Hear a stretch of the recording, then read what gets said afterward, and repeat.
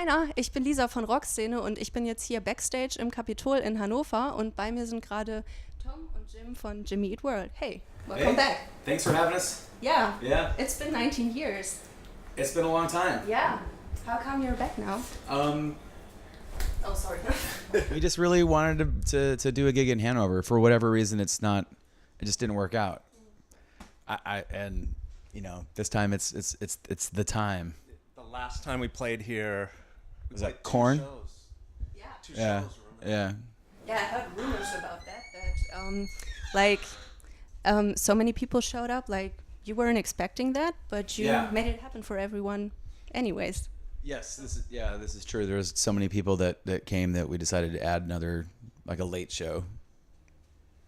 Do you Yeah. remember anything else, anything special from that show? I think just the venue, like staying there, like in those days we played a lot of places where it was like you didn't really have a place to stay, you didn't have a lot of money, so you had to kind of go wherever you could, and that was they have a place for bands who play there to stay at the actual place. And I remember that being really, like, it helped us out. It was really nice. And the shows? The shows were great. It's just kind of like a big party. Everyone very close and a lot of fun. Very hot, but that's rock and roll. Yeah. And what can we expect from tonight? Very hot. Everyone going crazy. Rock and roll, loud. Yeah. Well, I think we're playing something from all of our records. We're gonna try to play. Yeah, we're gonna try to play a little bit from everything, and just see what we get through. Yeah. I'm excited. What else? How do you keep track of all the places you've been to? Because we met in Berlin last year, and you remember right away that you played here, because I'm from here. You talked about it a little bit. Like, how do you keep track of it? I don't know. Just some things kind of like stick out, like, I don't know. I'm surprised myself sometimes. I'll be like, oh yeah, that place, and it was a place like this, and these bands played, and I'm like, wait, what just happened? How do I remember that? Yeah. Is it because it was so early on in your history? Yeah, maybe. I mean, that was also one of the first times the first few times we came over to Europe to play, so that's like, I remember a lot more from that. First time? No, that might have been the second or third time we played Hanover. I think. The first show you ever played in Germany was Cologne, right? Yeah. Yeah. But it was the first time in Hanover, and this is the second. Yeah. But this might be the third time. I think we played Korn once before that, but no one was there. Yeah. And what else? Yeah, right. You guys have been working in the studio, and obviously we've seen Love Never and Have Heart, and I really liked the music video. I think it was something unique and special. Yeah. And I felt like lyrically it seemed to be, pick up right where Integrity Blues left off. I don't know, maybe that's just my interpretation of it, but I want to know what other topics, or if those are still similar topics of the new material. What else? Yeah. I think that's probably right. It does kind of pick up where Integrity Blues stopped. And as far as like what else comes, I don't know. It could be anything, It could be. It just depends on how you're feeling, I guess, when you're working. You still have new material that you yet have to put out? Yeah, and we're always working on new material. So that's still in the same like topic or themes. Like, I don't know. Well, I don't. It's kind of too early to say that there's like a specific theme that is like one like a central kind of theme. It's still just sort of all over the place. We'll see. Usually it takes about like 6 to 8 songs before it starts like, oh yeah, it's kind of going this way, Okay. So how many songs do you have yet? Less than those. Okay. Yeah. But there's a lot of ideas. There's a lot of ideas, but not a lot of stuff that's kind of like, I feel good about saying that it's a song. Okay. Yeah. So you haven't been, sorry for the breaks. So you haven't been working with a producer yet, or? A little bit. We're working with Justin, Melda Johnson, a little bit. We did on the 7-inch. We work with Justin. He came out to our studio, and we just kind of kicked around ideas for a couple of days, and that's, I guess you could say we worked with him on that. And he's kind of around. We'll probably make our next record with him again. Okay, that would Yeah. be the next question. Yeah. We had a really good experience working with him. I think he does a good job of pushing us to be better and, like reach for new things too. And speaking of new things, like with Integrity Blues, you said you wanted to break out of your comfort zone, and I think you accomplished that. And how are you trying to challenge yourselves this time around? I think it's more of that same mindset of like, well, you just trying to be careful that when we come up with something, making sure that it's not like making sure it's the actual best thing instead of just what is comfortable.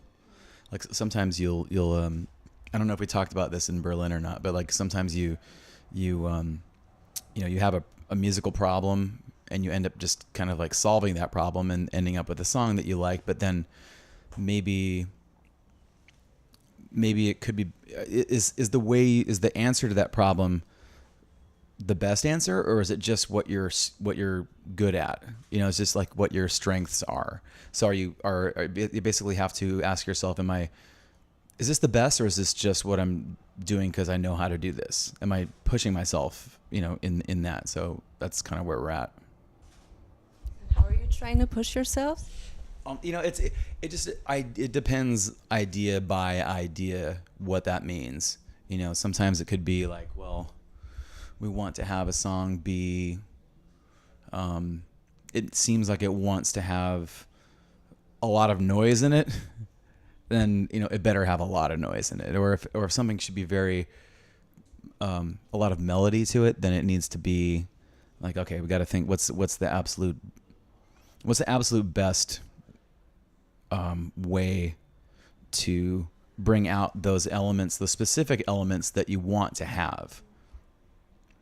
And if it seems like an odd idea that comes up to get it there, then then that's how it gets there. Yeah, cool. How has the way you approach songwriting changed, like from when you first started writing music? Has it changed at all? Maybe Tom? I think it has a little bit. Oh, sorry. Tom? Yeah, I think it's changed a lot. I think we've gotten a lot better at kind of knowing what we want to get when we go into the studio. I think knowing what you want to get is a big thing. Like when you're a kid, it's just like, oh, dude, that sounds cool. Okay, that's our song. But you don't really know what you want to. I think the longer you do it, the more you learn about what you like and what you don't like, and what you want to, what your idea is, how to hear that. When you're a kid, you're just kind of like chasing, anything without really thinking about it too much. I think we know what we want to get more these days, I guess. Yeah, cool. And I was thinking about how I feel like you never really stop growing up, and yeah, I mean, that's just the way it is. And what are some of the most important life lessons you learned, as we talked about, when you first started, and your first experiences in the music industry, and what you experienced then, and what you learned from it?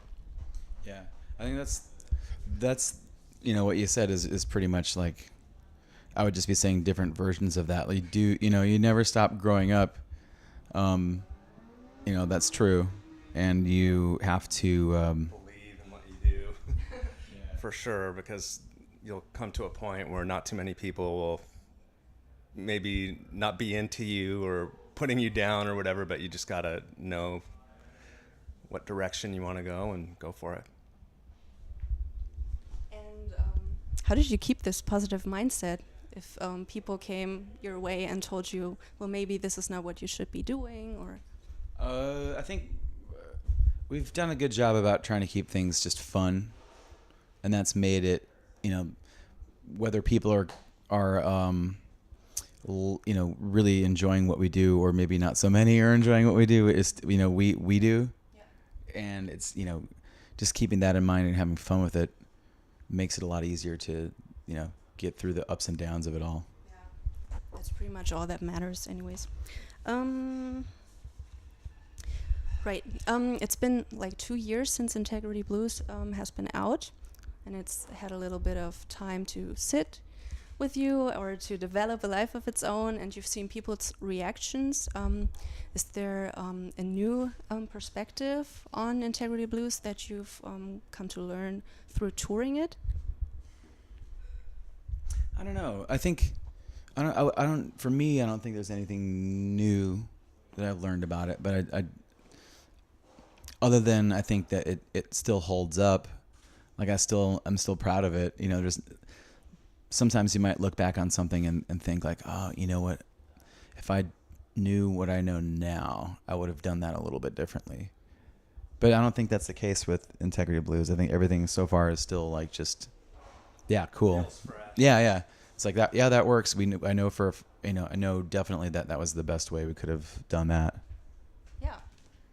It seemed like you had some sort of revelation of some sort.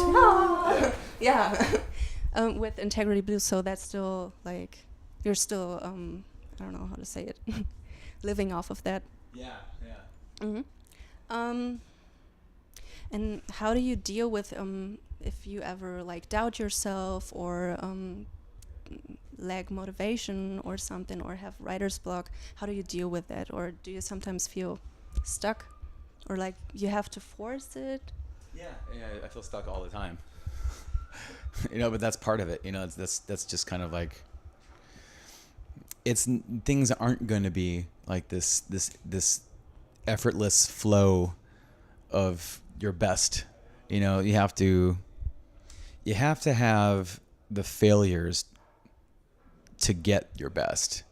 And you can't be afraid of those times where it's like you're in failure, because I think that's it's an opportunity like to grow from that. So like you need those times, because it's like it sort of teaches you what to do when you're in them again, And in this, okay, this is a weird question, but in this present political climate, do you think it'll lead to worse or better art? And I know it's like, how do you define what good or bad art is, but like in general. I'm surprised there hasn't been more. I don't know. It depends, because I think like you can have bad art with like a really strong message, but and then the message kind of like makes the art a little bit better, I guess. I don't know. I mean, I think I'm optimistic. I think it'll lead to better art. I mean, it could. It definitely could. Yeah, I hope so. I hope so too. Right, and Jim, you said that was kind of your advice for younger bands, like you have to be proud of your work, and that's pretty much what you said earlier.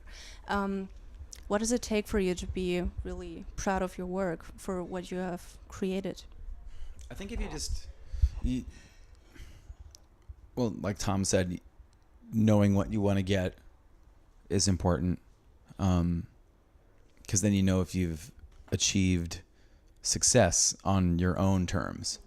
And I think like this letting go of the stuff you can't control on top of that is really important, because then it's like you don't waste your energy getting upset about stuff you can't do anything about anyway.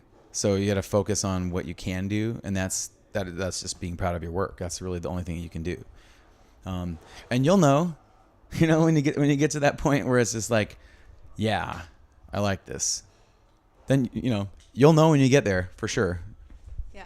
Did you want to say something? Oh no, I was just thinking like, even back in the, if you listen to like our very first self-titled record, I think it's funny when we listen to it, but we're still like, when we look back at it now, we could tell that we were still young teenagers and we're still growing, and you know, I think, yeah, you know what I mean. I think you can't. I mean, it's not like It's hard to not judge yourself. Yeah. It's hard to not judge your younger self. Like, you should have done this, you know. But you get it. But that's one of those things you can't do anything about. So, you know. Yeah, it's fun. I think like at that time we thought we were doing our best. yeah. You know. So I guess like that's all you can hope for. All right. And if you could discover like a really important artist, like that means a lot to you, for the first time again, which artist would that be, or which band, which album? Oh man. Like if I could wipe my memory of something and then rediscover it. I don't know. What do you think, Tom?